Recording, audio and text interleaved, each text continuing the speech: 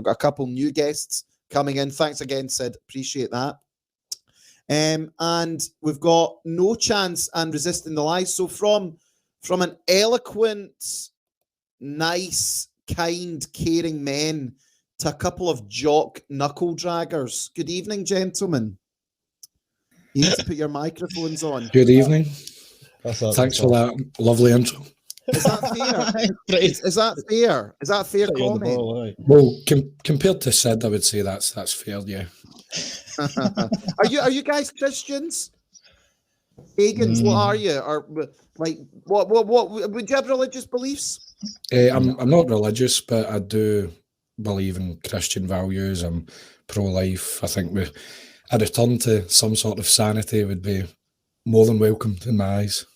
Yeah. What about yourself, DJ? I'm more or less on the same page in that respect. I look back at sort of history, if you will, and you can see that society was sort of predicated on Christian values and morals, etc. And since that's started to seep into the background and atheism and whatnot's on the rise, it's decadence, etc. has followed. But no, personally, I'm not a Christian. Maybe I'm a product of my environment because a lot of people my age growing up weren't Christian. It seems to be the sort of, I'm like the youngest of the millennials, then you go into the Zoomers and a lot of them aren't Christian at all. What age are you guys? I'm 27 now. 27, wow. Last time I was on the show, I think I was 26. So you've grown up. What about yourself? No Chance. What age are you? I'm 31, mate. You're 30. So you guys are quite young. What do you think about like what Adam Green says? Adam Green, No More News. Yeah. He says that like Christianity is just a Jewish control mechanism. What's your take on that? Oh, is that like the pagan argument? Yeah. I'm friends with some people that make sort of arguments like that, but this is probably the only sort of subject you'll see me fence sitting on. I don't really know enough about it, nor, to be honest, I know this is going to sound pretty bad. I don't care. Yeah. To be honest, it's not something I follow. So, I mean, I find it quite interesting, the whole, because like you then got guys like maybe Nick Fuentes, Andrew Anglin, who Christianity is at the core of their sort of argument against the way the world's going. Whereas, it's an interest. Like Adam Green, Adam Green stuff's quite interesting. But I mean, it's like, everything is the Jews, and that's where, I think he maybe takes it a wee bit too far. I mean, we talk about sensitive issues, but like, does he spurg a wee bit, or do you think he's bang on? I think Jared Taylor has said that he doesn't mind talking about the Jews or over-representation, but you do get to a point where if it rains on your birthday, it's the Jews. Do you know what I mean? So that's got a fair representation. There's some people it does kind of be the answer to all questions. Yeah, and I mean, again, from me as a Christian and as a Bible-believing Christian, and like people do give me stick for this. Like I don't have, say, the animosity towards Israel as a state. I believe that's the Jewish people's homeland, but that's my Christian nature. Whereas, but I'm happy to talk about it and debate about it. But people, it's very divisive, I think it's fair to say. But then again, fundamentally, my point is, like, we shouldn't be getting involved with what goes on in Palestine or the Middle East, just like we shouldn't be getting involved with what goes on in Ukraine or Taiwan. It's like nationalists have arguments over, like, well, what's your opinion on this? Well, it's only really what happens to this country that matters, isn't it? I think the biggest headache for people, especially in America, is there is a heavy Zionist influence in politics, and they're told that they're not allowed to have any sort of like ethnic nationalism. They can't believe anything like that, but at the same time they're told to throw money at Israel and support them and send them weapons and money. So that's kind of, I think, a lot of I think again, and that's right, because America is very different from, say, here. I mean, I know it's this, but the US is very different. The politics there are different, as you quite rightly point out. The whole Israel lobby. It is because it's massive, and the influence it does play on American politics. And I mean, is it possible for a politician in America to come out against them and be successful? I mean, you see guys like Rand Paul or Ron Paul who do it from a libertarian perspective, but it's a kiss of death almost, isn't it? Even if you do it from an America First perspective. I think they face a similar issue to us. It's like a kind of two-party system they have. So like if you are in, say, a libertarian party, or you're arguing from a libertarian perspective, if you voice those opinions while being part of the Republican Party, you would be shown the door pretty quick. So I think you need to be beating the drum for Israel to even stand a chance in American politics. Yeah, and it's interesting, and I notice as well in Florida they're bringing in these hate speech laws as well. Ron DeSantis is bringing them in, and it's, you just see that, and you see the way political parties really do, and politicians just they take knees to so many people. They take knees to so many organizations, and they just simply do not put their countries or their own people first. And I suppose that sort of segues us on to our little Jokistan Republic. Who are you guys backing in the SNP leadership race? Oh, Jesus, well, that is a can of worms, is it not? If I had to pick, I would say Kate Forbes. Yeah, but I don't give her much, praise, because she was one of the many that was part of the SNP's cabinet and all the sort of COVID regulations came into effect. Didn't exactly hear her coming out at the time to push back against that. But I can't help but feel that there's been some sort of contrived effort to sort of push Hamza Yusuf into the forefront, because when it was first announced that Sturgeon was going to stand down, I was of the firm belief, and even before she stood down, I believed that if she ever did come to a point where she resigned, it would be Angus Robertson that took her place. But he was very quick to come out and say that he wasn't going to be partaking in, what we're now seeing.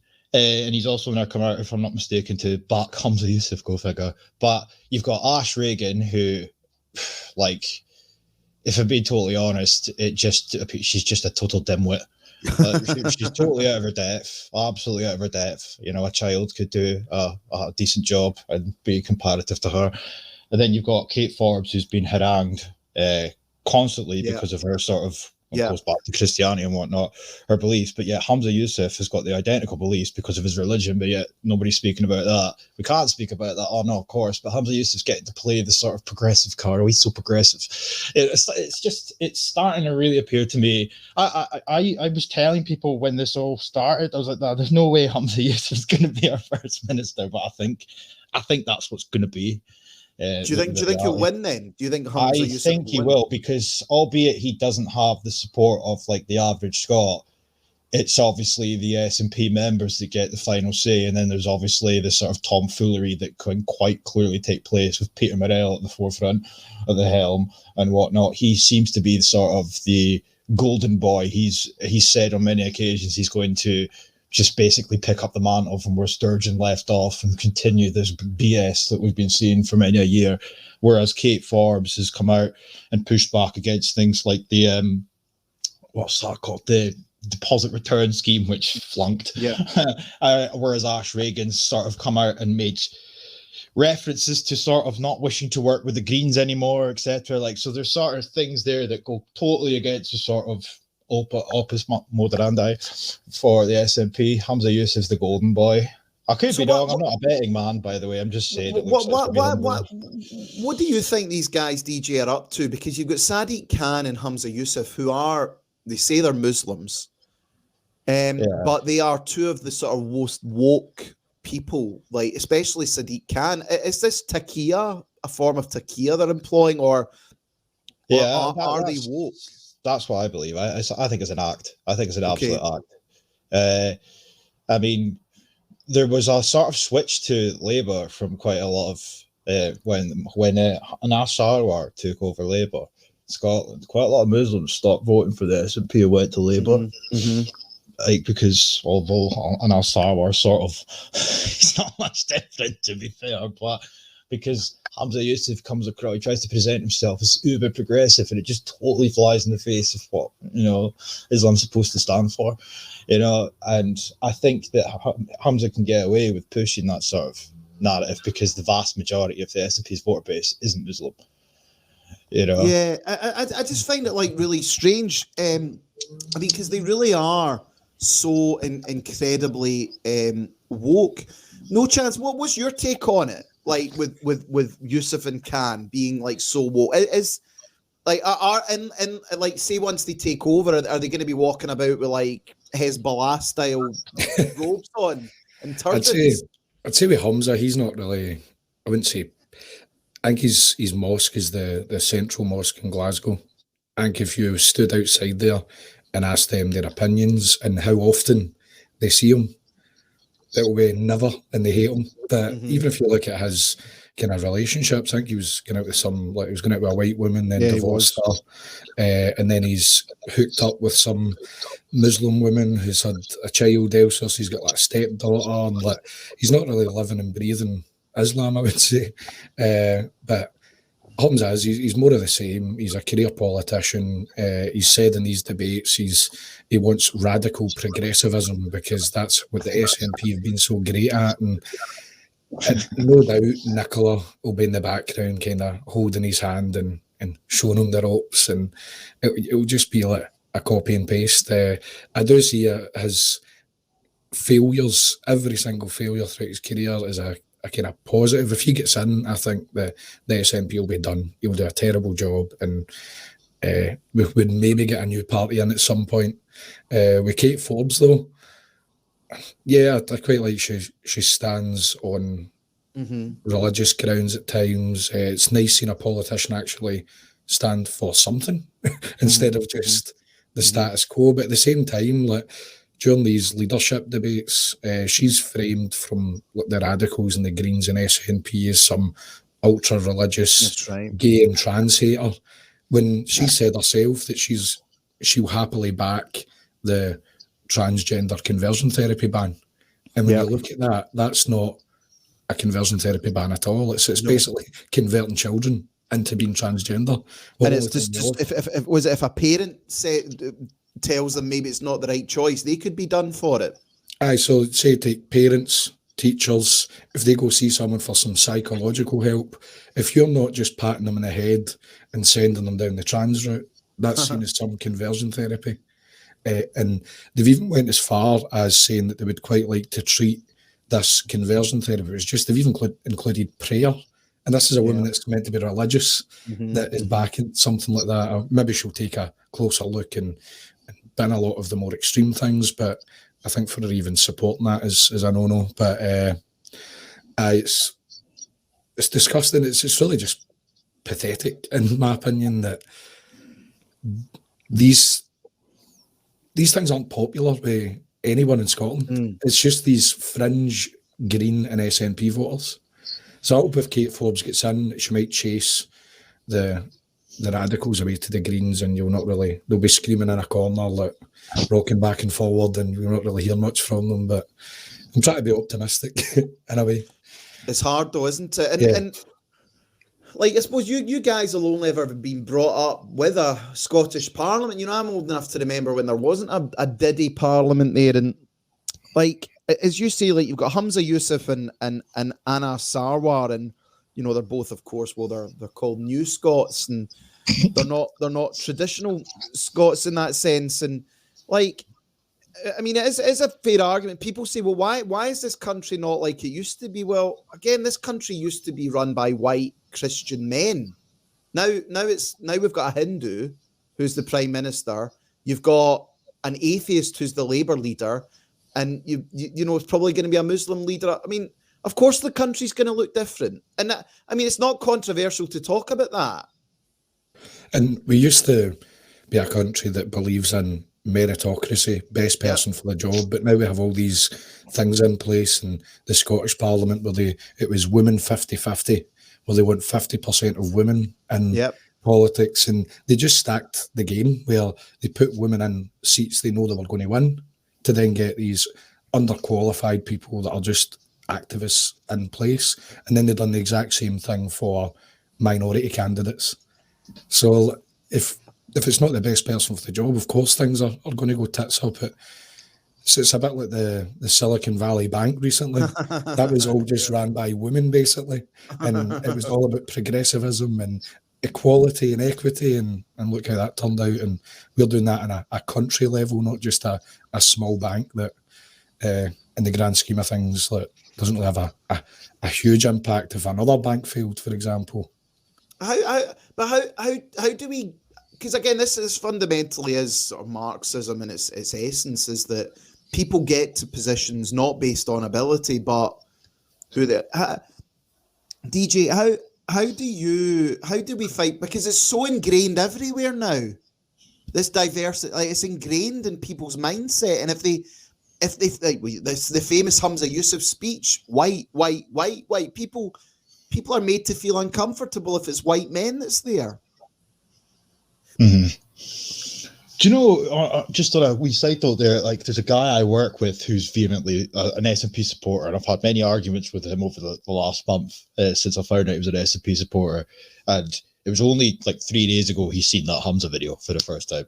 Really? But yeah, he was sitting in a van and he didn't even know that Hamza Yusuf was standing for election, which I found quite mind-boggling. But like, what people don't realise or remember is, though, that it wasn't just the Hamza speech stands out, as does the Anar Sarwar. He seems to be sort of secondary in that respect, but they both did identical speeches that day. But the entirety of that parliament did, like, it was a two-hour plus debate, quote unquote debate, on the Scottish Government's YouTube channel called Anti-Racism Debate Post George Floyd, where they all took turns to do it. But I've always found, or I've felt anyway, that over the years that the best way to sort of highlight some of the heinous things that are going on in politics is to sort of showcase how it's starting to seep into education. Now, last time I was on your show, like, we spoke about the critical race theory stuff. I mean, I'm blocked from all of their Twitters and stuff now, and it's very difficult to obtain information because it's all hid behind their quote-unquote paywalls, etc. But even the critical race theory stuff aside, like like as No Chance referred to earlier on, like the conversion therapy stuff, the LGBT stuff, etc. All these sort of political concepts, these political narratives are now starting to seep into education, and I think that's a sort of weak point. It's like a sort of kink in the chain. If you can highlight what's happening in schools, that affects parents. That's something to parents when they realise what's really going on. They try to masquerade what they're doing, like if it's anti-racism is what they call it, but it's critical race theory, or the LGBT stuff. Oh, it's just about inclusion, but it's not, though, is it? No. It's the thing is, it's actually not. And I mean, I feel as a white man, I feel like maybe how a minority might have felt 100 years ago. Like, I am hated simply because of who I am. Like, and I know that's maybe a bit Laws of Fox, but it's a weird position to find yourself in. That it is the trajectory that we're headed on. I am a bit of a racist, if I'm being honest. I'm not a racist. I'm not. No one's a racist. Look, and maybe I'm not perfect. Let's put it that way. I'm not perfect, but I'm not a bad person. I'm not like wanting a black person to feed me fruit every morning. Do you know what I mean? I didn't own no cotton slaves. No, but I mean, but I think the term, it's like the term racism in and of itself is a sort of dead concept at this point. But I mean, fundamentally, it's not a crime to prefer your own. It's not a crime to live in a country and expect your kinsmen to be people of the same kin, for lack of a better term. No, it's like, not. It's not. You're being lambasted. You go to any other country in the world, it's not like if you even say you go to like countries like in Africa, like, yeah, they're all black, but you know, they hate each other. But it's tribal. It's tribal. Yeah. You know, and again, that's the other thing in Scotland. Like, and I know, again, it's a big thing, but you know, the mass migration from Ireland played a big impact on Scottish society as well, because, you know, a lot of the Irish that came to Scotland and settled, and that's where the labour movement developed from, you know, because Scotland was a Protestant, really ultra-conservative country. You know, it really, really was. And, you know, people talk about the demographic shift now that is taking place. But, you know, that was the first big demographic shift that happened in the 20s, 30s and 40s in Scotland. And you know, in 1951, something like, it was about 54% of Scotland voted for basically the Conservative Party at the time. Days long gone, eh? And you know, that's and I know it's not. Are you guys into the whole Rangers Celtic thing, or not really? Nah, not really. I used to be a Celtic man when I was younger, but I don't really pay attention to football anymore. But like that's the thing is as well. Like, I mean, I see myself as a white European, so I don't. But genuinely, when there was then look at anywhere where you change the people who you're in power from different places, you're gonna have a different. You're gonna have a different mindset. Like, and someone like Nick Fuentes points out, America was traditionally a white Christian country. It's not white Christians running America now. Therefore, it's going to look different. So what I mean, that's just common sense. But no, but you're not allowed to say that. Like, that's, I know. And you're not allowed to say it about Scotland. You're not allowed to say it about any other. Like, when do you think there's going to be a point though where, you know, Whitey does start saying that I can't keep living like this, and because it's getting as bad enough as it is just now. What you're saying is we need more Scott Adams out there.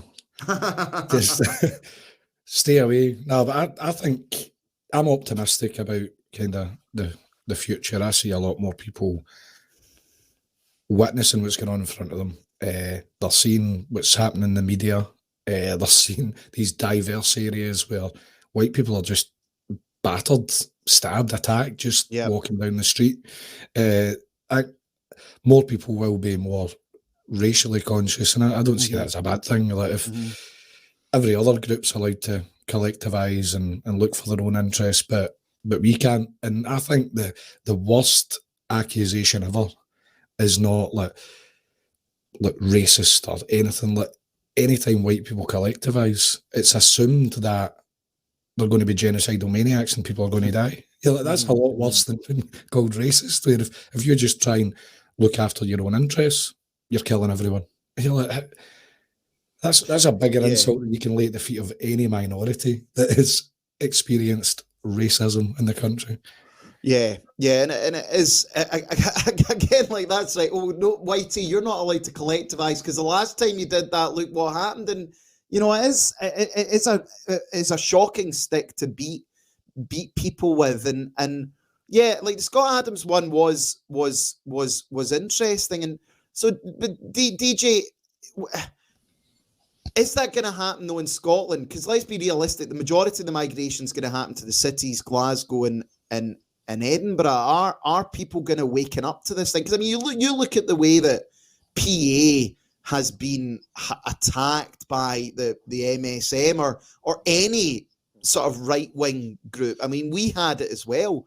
Like, would it be possible to break through into the collective consciousness with say, a white collectivization idea?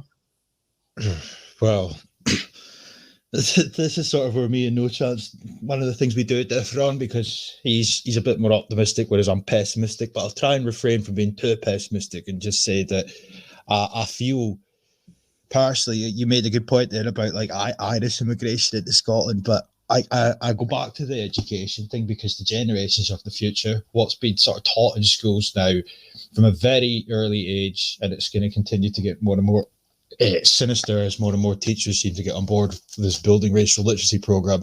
I think we're going to be in a position where it'll be fundamentally a lot more difficult for people to even entertain the concept of sort of collectivizing. But on the flip side of that, I will say though that the more people are lambasted simply for being white, like I speak to a lot of people, and albeit, yeah, this is anecdotal, people at work and whatnot, like I work on building sites.